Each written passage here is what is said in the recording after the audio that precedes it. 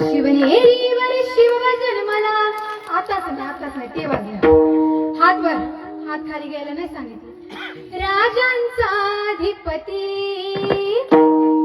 साऱ्या राजांचा अधिपती, दैवत छत्रपती रामचे दैवत छत्रपती, दैवत छत्रपती रामचे दैवत छत्रपती, छत्रपती रामचे दैवत छत्रपती, दैवत छत्रपती रामचे दैवत छत्रपती.